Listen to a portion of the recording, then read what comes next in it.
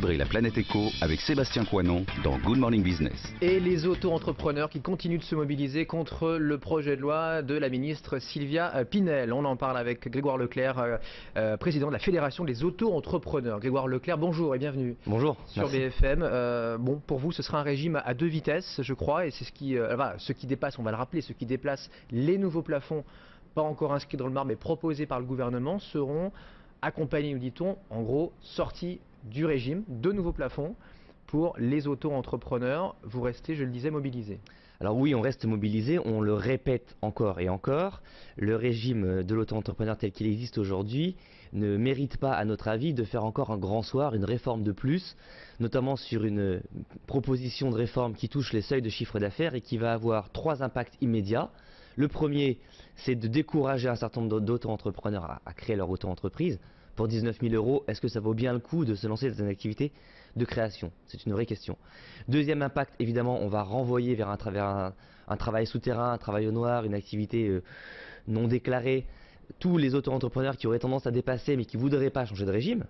Et votre dernier argument? Et troisième argument, c'est qu'on va se retrouver avec une usine à gaz, très clairement, hein, quelque chose d'absolument incompréhensible, où on va transformer un certain nombre d'auto-entreprises en soi-disant entreprises réelles, comme si on était des entreprises irréelles, vers quelque chose de lissé dans le temps, avec des seuils intermédiaires, un accompagnement limité à une année, etc. Enfin, quelque chose d'inexplicable et qui ne correspond pas à l'attente des auto-entrepreneurs. Vous avez eu un petit coup de pouce ces derniers jours par le Sénat, là, deux rapporteurs, un socialiste et un UMP, qui semblent vous donner raison, notamment je cite le sénateur PS, là on prend un marteau pour tuer un moustique.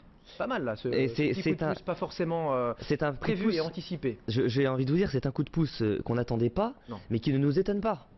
Pourquoi? Parce qu'en réalité, quand on est un minimum proche du terrain et qu'on se rend compte de ce qu'attendent vraiment les auto-entreprises dans notre pays, on voit bien que la réforme proposée par la ministre est à côté de la plaque.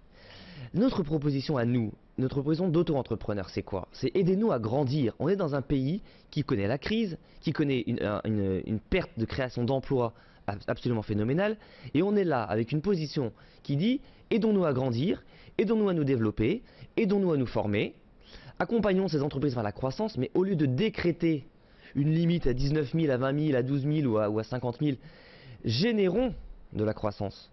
Générons de la croissance par de l'accompagnement. Et si vous voulez, d'ailleurs, suite à ce rapport du Sénat, Ségolène Royal, qui était votre invité la semaine dernière, disait sur ce plateau: les auto-entrepreneurs en ont marre de ne pas savoir vers quoi ils vont. En France, on a besoin de stabilité. Vous avez des soutiens de poids, Ségolène Royal, vous le rappelez, François Fillon aussi, je crois, depuis quelques jours, qui vous a reçu. On va le rappeler, donc c'est bon, voilà, il y a ces seuils, 19 000 €, nouveau seuil proposé par Sylvia Pinel, 19 000 € dans les services, et plafond de 47 500 dans le commerce. Quand on les dépasse 2 années de suite, on sort du régime, pour aller dans le droit commun, pour faire simple. Oui. Vous, rappelez-nous les chiffres, vous le dites, bon, là, on est stable, on est revenu stable. Il n'y a plus une baisse des créations d'auto-entrepreneurs depuis quelques mois. C'était stable sur les derniers chiffres de mai-juin. Ça veut dire quoi? Qu'il n'y a plus de panique chez les poussins. Il faut le rappeler, c'est quand même une sur deux. Une boîte sur deux créée aujourd'hui en France vient d'un auto-entrepreneur. On n'est pas sur les petits montants. Là. Alors, si vous me permettez, sur les chiffres, je vais être très précis parce qu'en réalité, il y a les publications de l'INSEE, puis ensuite, il y a ce qu'on décrypte au quotidien quand on les analyse. Allez-y. Je vous donne trois chiffres très importants. Sur le mois de juin, face au mois de mai, on a déjà une baisse de 2%. Face au même mois l'année dernière, donc face au mois de juin de l'année dernière, 2012, on a de moins 18% de création d'auto-entreprises. Moins 18%.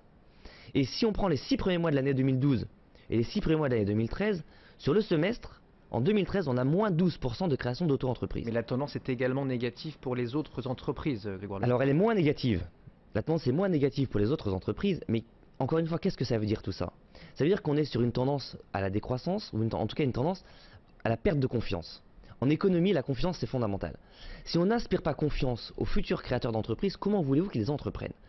La première chose qu'on demande, c'est de la stabilité et de la confiance. Si on dit aux auto-entrepreneurs, alors oui, il y a 6 mois, c'était 32 000. Mais peut-être que l'année prochaine, ce sera 19. Puis d'ailleurs, on a oublié de vous dire, l'année d'après sera peut-être avec une cotisation foncière en plus, ou moins. Et puis peut-être qu'on va aussi changer la règle d'un code d'imposition en augmentant encore les taux. D'autant qu'on sort déjà d'une nouvelle réforme, c'est vrai. Dans le cadre de la loi de finances à 2013, vos cotisations sociales ont déjà été partiellement alignées sur celles des autres travailleurs indépendants. C'est ce qu'on dit. Alors aligné avec 3 points de plus, ouais. de plus, c'est-à-dire 16% de hausse de cotisation. Mais ce n'est pas que la seule réforme. Le sénateur d'ailleurs que vous citiez tout à l'heure dit bien, le régime a subi en 4 ans et demi 11 évolutions réglementaires et législatives, ce qui est déjà énorme. C'est vrai que ça a démarré en 2009. Ça va très vite. Là, on donne beaucoup de chiffres. Il est tôt. On est sur BFM Business, mais ça intéresse aussi beaucoup nos auditeurs. Grégoire Leclerc, qui vous en veut là? Qui vous cherche des poux? C'est Sylvia Pinel? Est-ce qu'elle fait l'objet de pression? C'est l'artisanat?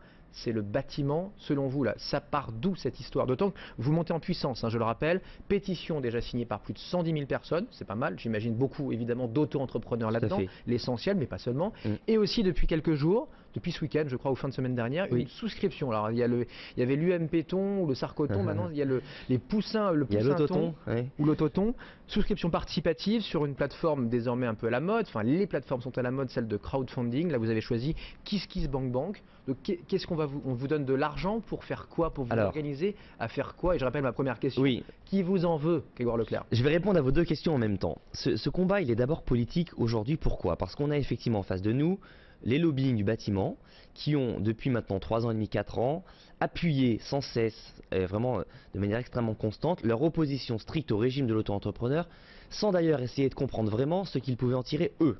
Et en réalité, il y a toujours une phrase qu'on aime bien dire en tant qu'auto-entrepreneur, c'est que les auto-entrepreneurs d'aujourd'hui sont les repreneurs des entreprises du bâtiment de demain. Et je crois qu'en réalité, tout cet écosystème entrepreneurial devrait travailler à la main dans la main.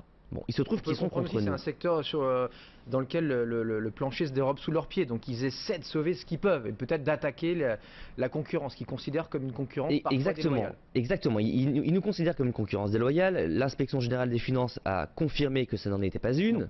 Effectivement, rapport de l'IGAS, une nouvelle fois favorable au régime de l'auto-entrepreneur. Voilà pour une première réponse. Première réponse. Deuxième point, la souscription va servir à quoi? Tout simplement à nous organiser mieux pour contrer dans les 2 mois qui viennent le travail parlementaire. On a un travail parlementaire de longue haleine à mener, des députés et des sénateurs à convaincre. C'est à l'automne. C'est à l'automne, ça va se voter entre le 1er octobre et le 1er novembre, globalement. Ça peut glisser un peu, mais c'est un travail parlementaire de longue haleine qu'on doit commencer dès le mois d'août.